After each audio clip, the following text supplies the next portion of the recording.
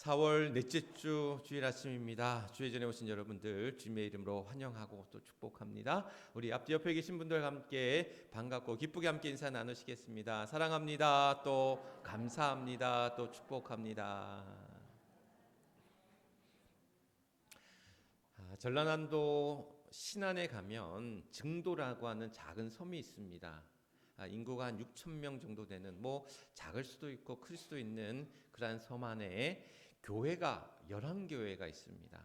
교회만 이제 그 섬 안에 11교회가 있는데 이 섬에는 그러한 복음의 섬 또 그러한 천사의 섬이라 이렇게 불려지고 있는데 이 작은 섬 안에 11개의 교회 또 6천 명의 그 주민들 가운데 90% 이상이 그러니까 한 5천 명 이상이 기독교 신자라고 하는 그러한 놀라운 복음률이 다른 전국에 비해서 비할 바가 없는 그러한 복음의 섬이라고 알려진 이제 증도가 있는데 이 증도라는 섬에 100여 년 전에 한 110년 전에 문중경이라는 여인이 그곳에서 이제 펼쳐갔던 그런 복음의 씨앗들이 그런 결실을 맺은 결과였다라는 거죠. 17세에 이 문중경이라는 여인이 이제 시집을 증도로 가게 됩니다. 그런데 시집간 첫날 흔히 이야기하는 소박을 맞아요. 왜냐하면 남편을 이제 결혼식 이제 그 혼례 자리에서 처음 봤어요. 왜 옛날에는 그랬잖아요. 부모들끼리 그냥 혼례를 치르면 첫날 밤에 이제 신랑 얼굴, 신부 얼굴을 보는 경우들이 옛날에는 이제 흔했다라고 얘기하는데 이 여인도 신랑 얼굴도 못 본 채 이제 혼례를 치렀는데 첫날 밤부터 소박을 맞은 거야. 왜냐하면 이 남편에게는 여자가 있었던 거예요. 다른 여인이 있었던 거예요. 그래서 신혼 이제 혼례 첫날부터 이제 소박을 맞고 20년간 생과부처럼 또 그 시집살이를 하면서 고된 시집살이를 하면서 이제 살아가게 되는데 그의 나이 이제 37세가 되었을 때 그러니까 20년이 지난 거예요. 20년이 지난 후에 이제 전도 부인이라고 하는 당시에 이제 1910년대 20년대 그때 이제 전도 부인이라고 해서 그런 성경도 쪽 성경도 전하면서 복음을 전하던 전도하던 이들이 있었는데 그들을 전도 부인이라고 그랬는데 이 전도 부인에게 이제 전도를 받고 주님을 알게 되고 교회를 나가기 시작한 거예요. 그리고는 부흥회에서 이제 은혜를 받고 결심을 합니다. 나도 이제 이 받은 은혜를 복을 또 전도하고 전해야 되겠다. 그래서 이제 전도 여인의 길을 걸어가게 됩니다. 그러면서 신안에는 많은 섬들이 있어요. 수많은 섬들이 이제 그 신안군 안에 있는데 증도에 시집온 이 여인이 이 문중경이라는 여인이 이제 자신이 전도 부인이 되어져서 나중에 이제 전도사가 되는데 이 전도 부인이 되어져서 각 섬으로 나룻배를 타고 복음을 전하러 가는 거예요. 그리고 그곳에서 아이도 만나고 병자도 만나고 노인도 만나고 청년도 만나고 만나는 사람들에게 찬양을 불러주고 기도하고 복음을 전한 거예요. 그러면서 그런 복음만 전한 게 아니라 섬들을 오고 가니까 많은 사람들이 부탁하는 게 많아진 거야. 뭘 좀 사달라. 뭘 사갖고 와달라. 약을 부탁하는 사람도 있었고 또 뭘 짐을 또 맡기는 이들도 있었고 편지를 서신을 전하는 이들도 있었고 그래서 때로는 짐꾼이 되기도 하고 때로는 신분꾼이 되기도 하고 때로는 그런 약사가 되어서 약을 들고 전달하기도 하고 그러면서 1년에 얼마나 많이 이제 다니면서 복음을 전했는지 고무신만 9켤레가 들 정도로 이 여인이 1년 동안 수많은 지역을 다니면서 복음을 전했다라는 거예요. 그러면서 그 신안에 있는 여러 섬들을 다니면서 복음을 전할 때에 그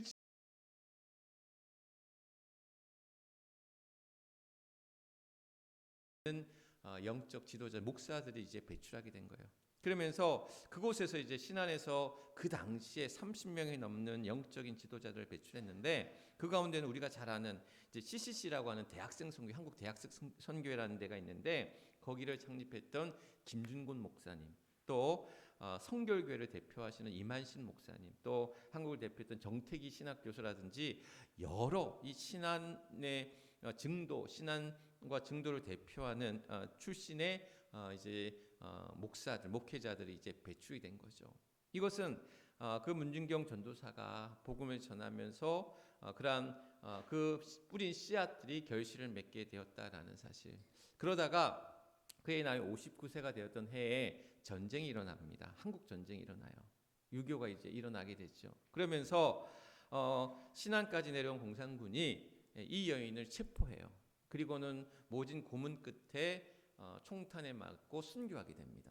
이 문진경 전도사를 붙잡은 제목이 뭐였냐면 씨약을 이제 새끼를 그 수많은 새끼를 깐 씨암탉이라는 제목이었대요. 그러니까 새끼를 깐 씨암탉, 이게 무슨 얘기냐면 예수쟁이들을 많이 깠다라는 거야. 그래서 더 이상 이 여인을 붙잡아두면 더 많은 새끼들을 내니까 이 여인을 이제 죽여야 된다는 제목이었다라는 거야. 그리고 이 여인의 이제 장례식장에 수많은 인파가 몰려든 거예요. 그 가운데는 그에게 기도를 받았던 사람들, 또 복음을 접했던 이들, 또 그 여인을 통해서 고침을 받았던 사람들, 많은 사람들이 그의 장례식장에서 이제 눈물을 흘리면서 그의 장례식 가운데 함께했고, 그로 인해서 이제 증도라는 그 섬이 주민의 90% 이상이 이제 주님을 영접한 그러한 복음화율의 그러한 그 섬으로 이루어질 수 있었다라는 사실. 어떻게 보면 이 여인의 어떤 부르심 가운데 또 하나님의 그러한 택하신 종으로 특별한 주의 종으로 또한 복음의 증인으로 또한 부활의 증인으로 주님의 제자로 살아갔던 그 삶이 그 여인만의 어떤 특별한 삶이 아니라 오늘날 우리에게도 제2의 문중경이라는 전도사가 또 제2의 증도라는 그러한 복음의 섬들이 우리 안에 또한 우리 교회를 통해서 또 이 지역 해미와 서산을 통해서 이루어지는 놀라운 역사가 이루어질 줄 믿습니다. 오늘도 그 부르심 앞에 우리 모두를 그런 복음의 증인들, 오늘 말씀 제목이 복음의 증인인데 복음의 증인으로 우리 모두를 불러주셨고 또 우리 교회를 통하여서 이 지역사회가 이 해미와 이 서산 땅에 또한 복음이 전해지는 놀라운 통로로 도구로 사용하신 줄 믿습니다. 그 믿음으로 우리에게 부름받은 그 복음의 증인들로 살아가는 우리 모두가 되어야 될 텐데, 오늘 함께한 본문의 말씀 사도행전 1장 6절로 이제 8절 말씀만 읽었는데, 이 말씀은 뭐냐면 이제 예수님이 이제 승천하시는, 감람산에서 승천하시는 장면이에요. 승천하시는 장면인데 그러면서 이제 그들에게 이제 어떤 당부의 말씀, 권면의 말씀, 그들에게 주시는 지상 명령의 어떤 말씀도 주시고, 그러면서 이제 하늘로 승천하실 때에 천사가 오늘 읽지 못했지만 11절 말씀에 그런 이야기를 합니다. 이제 제자들이 이제 승천하시는 주님을 이제 바라볼 때에 하늘 쳐다보는 승천하신 주님을 바라볼 때에 천사가 그런 이야기를 하지요. 주님이 지금 예수님이 이제 하늘로 승천하시듯이 다시금 내려오시리라. 주님이 이제 다시 오심을 이야기하고 있는 거예요. 그러니까 주님의 재림을 이야기했던 거거든요. 그래서 이미 승천하신, 이제 부활하시고 40일을 제자들과 함께 하셨던 그 주님이 하늘로 승천하신 후에 다시금 오리라, 다시금 재림하여 그들과 함께 하리라라는 그런 약속의 말씀 앞에 그들이 함께 모여서 주님의 오심을 기다렸던 거예요. 그래서 그들이 예루살렘 교회가 공동체를 이루고 교회를 이루면서 주님 다시 오실 그날까지 기도하며 말씀 가운데 훈련받고 그러한 교회 공동체를 이루게 됐다라는 거야. 그런데 그러한 다시 오시자 약속하신 주님이 오시지 않는 거야. 재림이 지연이 되는 거예요. 그러면서 이제 어떤 일들이 일어났냐? 이단들이 성행하기 시작한 거예요. 거짓 교사들이 나타나기 시작한 거예요. 거짓 가르침과 거짓 복음이 나오기 시작한 거예요. 그러면서 이러면 안 되겠다. 그래서 사도들과 제자들이 함께 모여서 이러한 일들 앞에 그들이 이제 뭘 하게 됐냐면 주님을 만났던 사건들을 기록하고 남기기 시작한 거예요. 그렇게 해서 이제 성령의 그러한 인도하심 가운데 주님을 보고 또한 주님을 통해서 깨달았고 말씀하셨던 것들을 기록하여 남겼던 것이 뭐예요? 말씀, 성경인 거예요. 그러니까 예수님이 다시 오신다고 했는데 그 재림이 지연이 되면서 이단들이 성행하고 그런 가운데 또한 성령의 인도하심 가운데 주님을 향한 그 말씀들을 기록했던 것이 신약 성경. 그리고 구약과 신약과 더불어서 이제 그 성경이 주님의 다시 오실 그날까지 우리가 그 말씀을 붙들고 살아가게끔 그러한 말씀의 이정표로 우리에게 주셨다라는 것. 오늘 우리에게 주님의 언제 오심을 우리는 알 수 없어. 그때와 그 시는 누구만 안다? 아버지만 안다고 그랬잖아요. 주님의 다시 오실 그날, 주님의 다시 오실 그 재림의 날들은 구원의 날이면서도 또 무슨 날입니까? 심판의 날이기도 한 거예요. 구원의 날이면서 심판의 날인 그 주님의 다시 오실 그날을 그때와 그 시는 아버지 하나님만 알고 있나니 오늘 우리는 그때가 올 때까지 그때와 그 시는 알 수 없사오나 오늘 우리는 하나님의 그런 부름받은 자들로 그런 주님의 제자된 자들로 복음의 증인된 자들로 부활의 증인들로 살아가도록 그 말씀을 붙들고 살아가도록 우리에게 맡겨주셨다라는 사실, 오늘 우리가 이러한 부활의 증인으로 복음의 증인으로 우리 모두를 불러주셨다라는 거예요. 오늘 8절 말씀에 보면 오직 성령이 너에게 임하시면 너희가 권능을 받고 예루살렘과 온 유대와 사마리아 땅 끝까지 이르러 무엇이 되리라? 내 증인이 되리라 라고 말씀하셨다라는 거야. 내 증인이 되리라. 누구의 증인입니까? 예수님의 증인. 어떤 예수님? 부활하신 예수님의 증인이 되도록 예수님의 그 부활의 증인으로 그 복음의 증인으로 우리를 불러주시고 세워주셨다라는 거야. 제자들만이 아니라 그들과 함께했던 예루살렘 교회 공동체의 그런 사람들뿐만이 아니라 이 땅을 살아가는 주님의 부활하심을 믿고 또한 그 부활하심 가운데 우리 또한 부활한 우리 모두에게 주시는 그 부활의 증인으로 복음의 증인으로 우리 모두를 불러주시고 세워주셨다라는 사실, 그런 복음의 증인들로 말미암아 예루살렘에 있던 복음의 증인들로 말미암아 그 예루살렘에서 그 복음이 어디로? 유대 땅으로, 예루살렘이란 도시에서 유대라고 하는 지역으로 또한 유대 지역 옆에 있는 어디? 사마리아까지. 그래서 이것이 어떻게 보면 복음의 증인들로 인하여 확장이 되는 거예요. 예루살렘에서 유대라는 지역으로 사마리아에 있는 그런 지역으로 더 나아가 어디까지? 땅끝까지 그 복음이 확장되듯 하나님의 나라가 확장되어지고 완성되어지는, 그래서 누구로 말미암아? 복음의 증인들로 말미암아 부활의 증인들로 말미암아 그 복음이 예루살렘과 유대와 사마리아와 땅끝까지 이르러 또한 그 복음의 확장이 그러한 하나님 나라의 완성이 이루어진다라는 사실, 그것이 바로 부름받은 우리들 또한 세움받은 우리들로 말미암아 그 복음의 증인들로 말미암아 이루어지게 되었다라는 사실.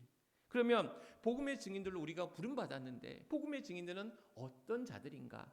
어떻게 할 때 우리가 복음의 증인들로 부활의 증인으로 살아갈 수 있느냐라는 말씀이 오늘 본문의 말씀인 거예요. 오늘 우리는 하나님의 뜻을 알 때에 복음의 증인으로 부활의 증인으로 살아가게 된다는 사실입니다. 오늘 6절 말씀에 그래요. 제자들이 이제 예수님께 그런 이야기를 합니다. 예수님이 부활하셨어요. 그 부활하신 주님을 목격했어. 그 부활하신 주님과 함께했어. 그러면서 그들이 예수님께 물어요. 예수님, 이제 주님이 부활하셨으니까 이스라엘 나라가 회복할 때가 이때입니까? 라고 물어요. 그러니까 이 얘기는 뭐냐면 지금 이스라엘이 유대가 지금 누구의 지배를 받고 있냐면 로마의 지배를 받고 있어. 그리고 제자들 가운데는 그 주님이 유대의 왕이 돼서 유대를 이제 로마로부터 독립하고 저들의 어떤 정치적인 회복을 구하고 나아갔던 제자들이었다는 거야. 그런데 주님이 부활하셔서 그들이 이제 주님이 죽으실 때 그것이 끝났다라고 생각했는데 주님이 부활하시니까 이제 우리가 또 이스라엘이 회복하는가 라는 것을 예수님께 물은 거예요. 그래서 이스라엘이 회복할 때가 이때입니까? 라고 물으니까 예수님이 7절 말씀에 뭐라고 이야기하냐면 때와 시기는 아버지께 있는 뭐다? 고난이라는 거야. 이스라엘이 회복할 그때 하나님의 나라가 임할 그때는 하나님의 고난 앞에 있다라는 거야. 그때와 그 시는 하나님만 알고 계시고 하나님의 고난이라는 거야. 그래서 너희는 뭐라고? 알 바 아니다라고 말씀하십니다. 결국 이 얘기는 뭐냐면 지금 이스라엘이 회복하고 하나님의 나라가 언제인지 그것에 관심을 둘 것이 아니라 하나님 나라의 일꾼으로 복음의 증인들로 부름받은 너희들이 그 하나님의 뜻과 하나님의 그 사명을 아는 것이 필요하다는 말씀을 주고 있는 거예요. 언제 이루어지는 것이 중요한 것이 아니라 어떻게 이루어지는 것이 중요한 것이 아니라 우리로 하여금 부름받은 자로서 오늘 우리에게 그 사명을 주셨고 하나님의 뜻 가운데 나아가도록 하나님의 뜻을 알도록 우리 모두를 불러주셨다는 사실.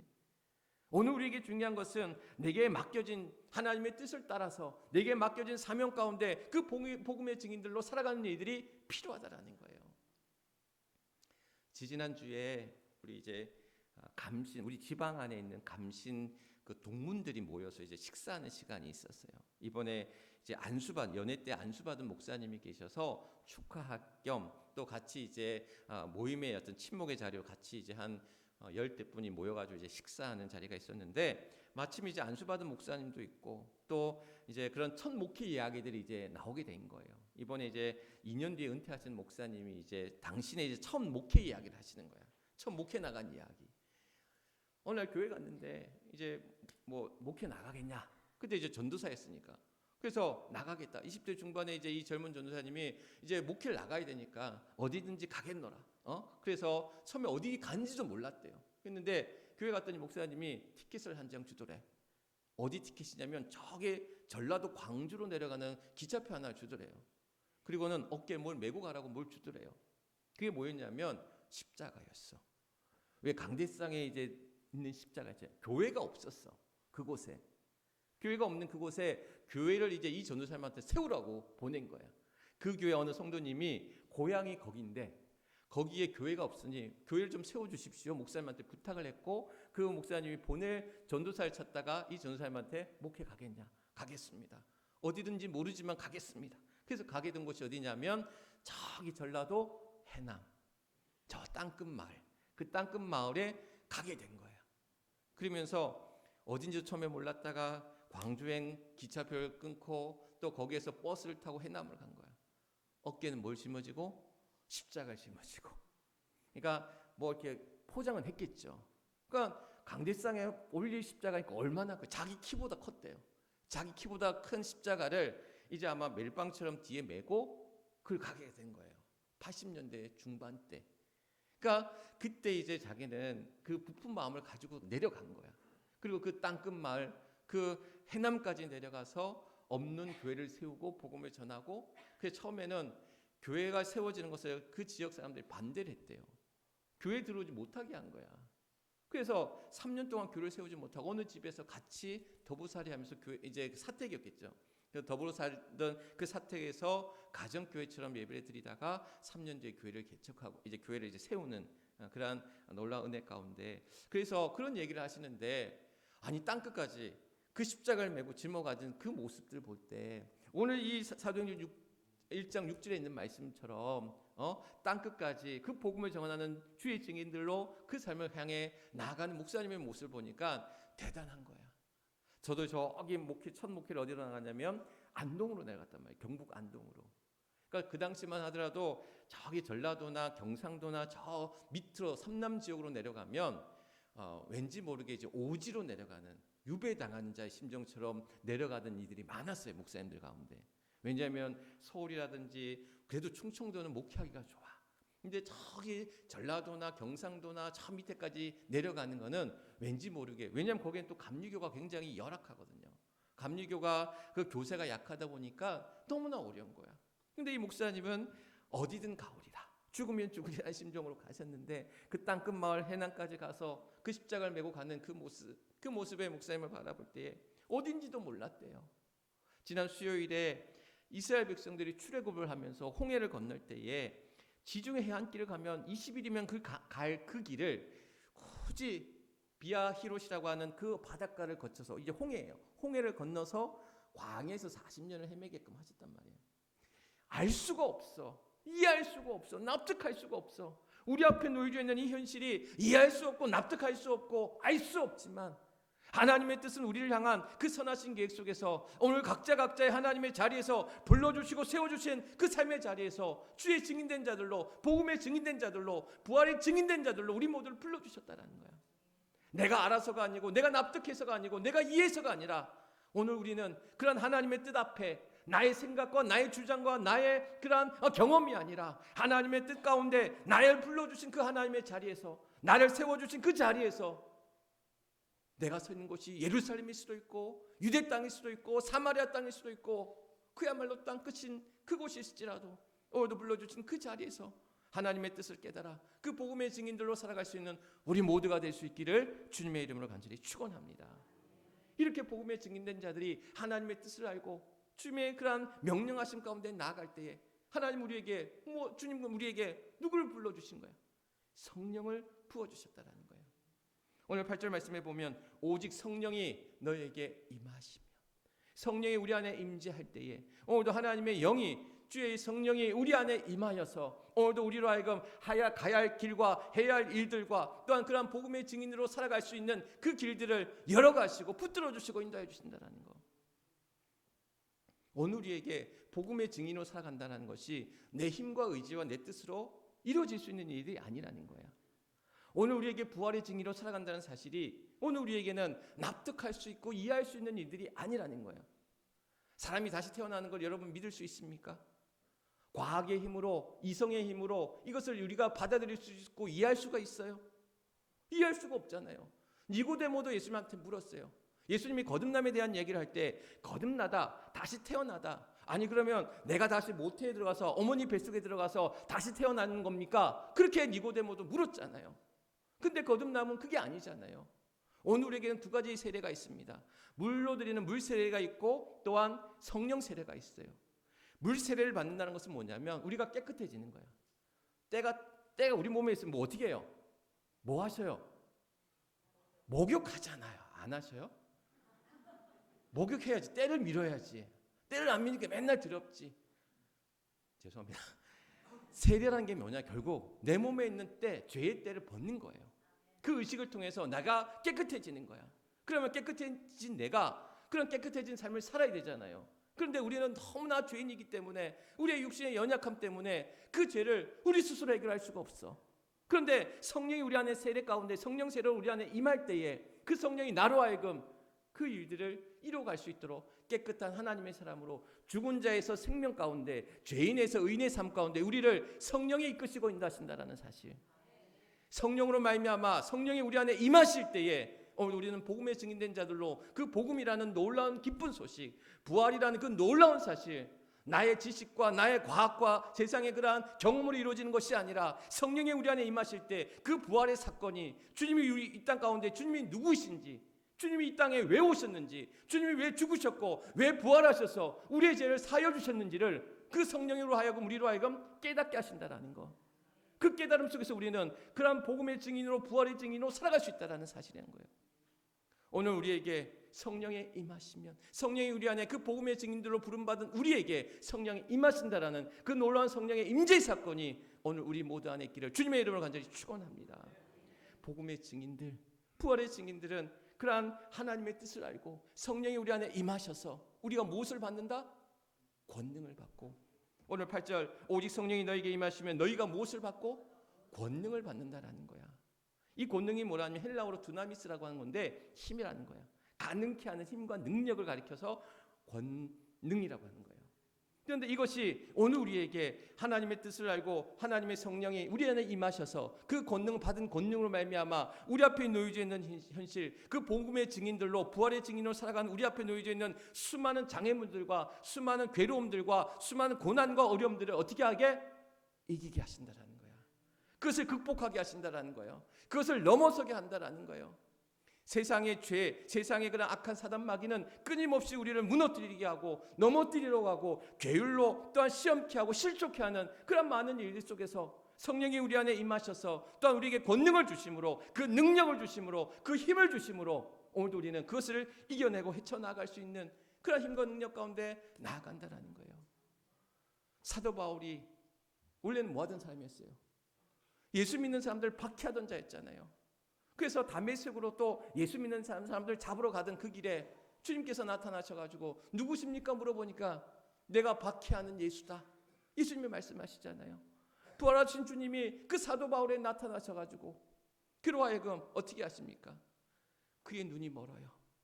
그의 귀가 닫혀요. 그의 입술이 먹을 수도 말할 수도 없게 되어져요. 결국 뭐냐면 그의 눈과 귀와 입술이 세상의 눈과 귀와 입술로 자신의 경험과 자신의 지식과 자신의 배운 걸로 말미암아 행했던 그 삶이 주님으로 말미암아 닫혀지게 되고 또한 들리지 않게 되고 말하지 못하고 먹지 못하게 된 거야. 결국 그것은 뭐냐면 믿음의 눈과 귀와 입술로 변화시켜지시는 과정이었어요. 그래서 아도니아가 다시 나왔을 때 그로 하여금 기도하고 안수할 때 눈이 뜨여지고 귀가 열리고 입술이 열리면서 먹을 수 있게 됐고 말할 수 있게 되었다라는 거. 결국 뭐냐면 성령이 우리 안에 복음의 증인으로 하나님의 뜻을 알고 성령이 우리 안에 임하셔서 우리가 권능을 받을 때에 그 힘과 능력이 더 이상 세상의 눈과 귀와 입술이 아니라 우리 안에 그 눈에 믿음의 눈으로 바라보게 하시고 믿음의 귀로 듣게 하시고 우리의 입술에 복음의 언어들로 그런 말씀의 언어들로 우리를 바꿔주신다는 거. 내 자신이 내 삶의 의지로 내 능력으로 살아왔던 우리들이 성령이 임하셔 주님의 복음의 증인들로 살아갈 수 있도록 우리 자신을 변화시켜 가셨다는 거예요. 그것은 내 힘과 능력으로 이루어진 것이 아니라 성령의 임하심으로 말미암아 우리에게 주신 그 권능으로 말미암아 그 권세로 말미암아 우리가 그런 것을 행하며 이루며 나아갈 수 있다는 사실. 요즘에 젊은이들 사이에서 유행하고 있는 게 뭐냐면 러닝이에요. 뜀박질, 달리기. 뜀박질은 너무 좀 저기다. 달리기, 조깅 이런 게 이제 유행한단 말이에요. 해미천에도 저녁 낮에 가면 사람들이 많이 뛰어요. 젊은 친구들이. 그러니까 왜 이렇게 러닝이 유행하게 됐는지 모르겠는데 이 러닝이 이제 뛰게 되면 근데 전에도 한번 말씀드렸지만 우리는 하면 안 돼요. 도관이 나가서 여러분들이 이렇게 뛰고 그러면 안 됩니다. 그냥 걷기만 하셔요. 그 젊은 거는 뛰는 거는 젊은 사람들의 몫이니까 여러분은 괜히 젊은 사람들 따라하고 뛰었다는 큰일 나니까 그냥 자주 걷기를 이제 자주 하시면서 이제 건강을 유지하는 게 필요한데 이 러닝을 할 때 마라톤을 할 때 마라톤이 모두 얼마죠? 42.195km잖아요. 그런데 마라톤을 뛸 때 그 정말 힘든 구간이 있어요. 왜 우리 산에 올라갈 때 깔딱고개라고 해서 정말 숨이 깔딱깔딱 넘어가는 그 임계점에 이르는 시점이 있거든요. 그러니까 달리기 할 때도 그렇대요. 그러니까 러닝을 할 때도 정말 숨이 너무 가쁘고 그냥 온몸의 근육이 그냥 뻣뻣해지고 정말 말할 수 없는 그냥 고통 가운데 임하는 시기가 있대요. 근데 놀랍게도 그 시기를 넘어서면 그 임계점을 넘어서면 어느 순간부터 몸이 가벼워진대. 몸이 가벼워지고 또한 다리가 풀리고 그게 괜찮아진다라는 거야. 그게 과학적으로 증명되어진 사건인데 뭐냐면 이제 러너스 하이라고 그래서 뛰는 사람에게 어떤 시점이 올라가는 시점이 있는데 그게 뭐냐면 신체적으로 우리 안에 뭐 엔돌핀이라든지 이 도파민이라든지 이런 것들이 분비되어져서 우리가 그것을 어떻게 보면 이거는 잊어버리게 하는 거야. 고통의 극한 상황이 있을 때 그 고통을 이 도파민이라든지 그러한 우리 안에 있는 호르몬들이 그 고통을 잊어버리게 만드는 거예요. 그게 뭐예요? 마약 같은 거거든 사실. 마약은 우리 몸에 이루어지는 그런 도파민이나 그 엔돌핀이나 이런 성분들이 우리 안에서 이제 자체적으로 나오는 건 상관이 없는데 그것을 인위적으로 집어넣으려고 하는 게 뭐예요? 그게 마약이거든요. 그게 중독이 되고 어쨌든 간에 우리 안에 신체적인 변화가 이제 그 안에서 이루어지는데 그것이 우리로 하여금 그 고통의 순간들을 잊어버리게 하고 오히려 가볍게 편하게 한다는 거예요. 그리고 그 순간을 넘어서면 그 고통의 임계점에 넘어서면 우리는 더 가벼워지고 더 편하게 마무리 완주를 할 수 있게 된다는 거예요. 신앙의 길도 마찬가지입니다. 우리 앞에 그 고난의 극한 상황에 처했을 때 저 고난의 시면 가운데 그 끄트머리 가운데 있을 때에 오늘 주님께서는 우리에게 그것을 이겨낼 수 있도록 그것을 감당할 수 있도록 오히려 넘어설 수 있도록 빌리버스 하이 오늘 우리에게 그 믿음의 그런 하이에 이르을 때에 그것을 넘어서는 은혜와 능력을 우리에게 주신다라는 거예요. 이것은 우리 힘으로 이루어질 수 있는 것이 아니라 하나님이 주시는 성령의 그런 임재로 인한 그 권능이 오늘 우리로 하여금 그 복음의 증인들로 살아갈 때 수많은 장애물들과 수많은 고난과 어려움 앞에서도 그것을 이겨내도록 우리를 이끄시는 그 힘과 능력이 주님께로부터 성령으로 말미암아 우리에게 주어진다는 사실.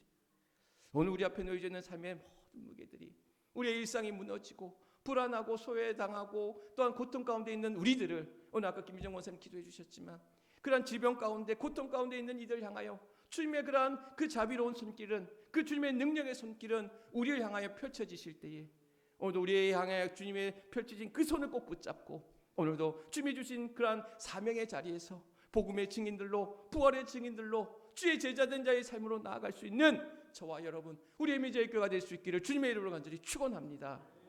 오늘 우리 모두는 내 뜻이 아닌 하나님의 뜻으로 하나님의 뜻을 아는 복음의 증인들로 내 지혜가 아닌 하나님의 그러한 성령의 그러한 권능을 받고 또한 하나님의 영이 임하는 그래서 또한 내 능력이 아닌 하나님의 그 능력을 덧입고 그 권능을 덧입고 복음의 증인된 자의 삶을 살아갈 수 있는 저와 여러분 우리 해미제의 교회가 될 수 있기를 주님의 이름으로 간절히 축원합니다.